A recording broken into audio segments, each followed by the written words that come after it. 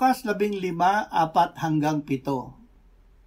Sino sa inyo na mayroong 100 tupa at mawala ng isa sa mga iyon, ay hindi iiwan ang 99 sa ilang at hahanapin ang nawawala hanggang sa ito'y kanyang matagpuan.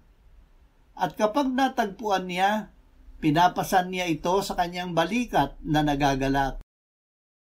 Pag-uwi niya sa tahanan, tinatawag niya ang kanyang mga kaibigan at ang kanyang mga kapitbahay na sinasabi sa kanila, "Makigalak kayo sa akin sapagkat natagpuan ko na ang aking tupang nawala."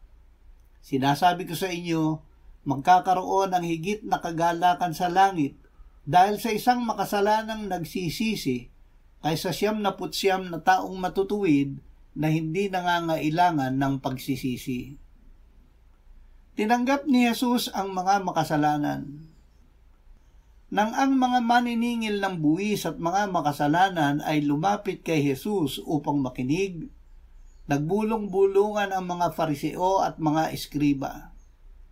Tinatanggap ng taong ito ang mga makasalanan at kumakain kasalo nila. Itinuwid sila ng Panginoon. Sinabi niya na ang pastol na may isang tupang nawala ay hahanapin iyon at magagala kapag natagpuan iyon. Ang kagalakan ng pastol na ito ay larawan ng kagalakan sa langit kapag may makasalanang nagsisisi. Ito ay dahil ang Diyos ay ang ating pastol na mismo humahanap sa kanyang mga tupang naligaw.